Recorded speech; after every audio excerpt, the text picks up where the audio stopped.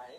FTP मध्ये काय करायचं माहितीये का, FTP क्लायंट नावाची जी फाईल आहे ना, क्लायंट ती आपल्याला हॅलो बोल बोल FTP क्लायंट वाली जी फाईल आहे ना, ती आपल्याला FTP सर्व्हर जिथं आहे, हे बघ इथे FTP सर्व्हर आहे, तिथे त्याच्या म्हणजे फाईल मध्ये एक आपल्याला फोल्डर क्रिएट करायला लागते आणि त्याच्यामध्ये क्लायंट वाली फाईल ठेवायला लागते.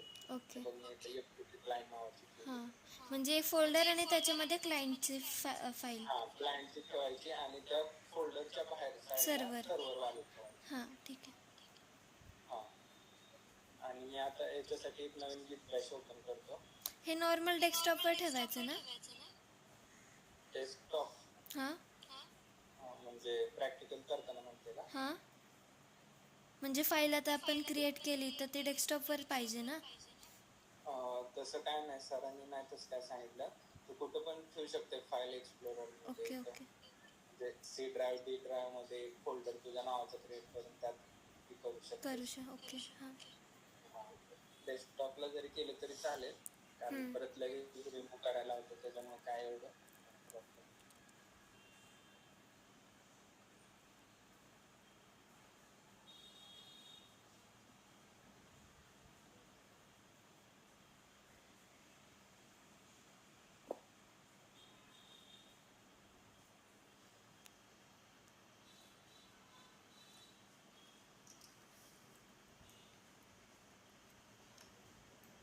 हे बघ FTP सर्व्हरला आता स्टार्ट केलं मी. आता क्लायंट साठी मी नवीन एक गिट बॅश ओपन करतो. ओके. आणि ते आता आपण TCP UDP असाइनमेंट 2 या फोल्डर मध्ये आहे, बट आपलं जी क्लायंट वाली फाईल आहे ती FTP मध्ये आहे. त्याच्यामुळे मी आता एक CD करून FTP फोल्डर मध्ये जातो. आणि आता इथून आपली फाईल आहे, त्याच्यामुळे इथून रन करतो आपण. आधी सर्व्हर रन केलं ना क्लायंट कुठलं ह्याच्यामध्ये? आधी सर्व्हर वाला रन केलंय बघ प्रिव्हियस गिट बॅश मध्ये. म्हणजे आपलं ती TCP UDP असाइनमेंट 2 या फोल्डर मध्ये सर्व्हर वाली फाईल होती, मग तिथूनच मी रन केली. आणि नवीन गिट बॅश ओपन करून आपण एक फाईल क्रिएट केली ती FTP नावाची. आणि ते हे बघ तिथे FTP नावाची फाईल क्रिएट केली आणि त्याच्यामध्ये क्लायंट नावाचं हे सेव्ह केले.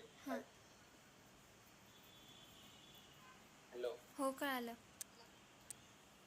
हॅलो आवाज येतोय ना? मग आपण ना इथून मग CD करून FTP फोल्डर मध्ये गेलो आणि मग आता इथून FTP क्लायंट नावाची फाईल रन करतो. इथून हे बघ आले याचं आउटपुट. म्हणजे क्वेश्चन 4 मध्ये काय होतं माहितीये का, नुसतं आपल्याला जेवढे फाईल आहेत त्या ह्याच्यामध्ये ते सगळे डिस्प्ले करायचे होते.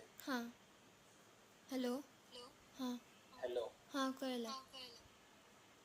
एवढंच आहे, झालं. मग याचं क्वेश्चन 4 पण झाला.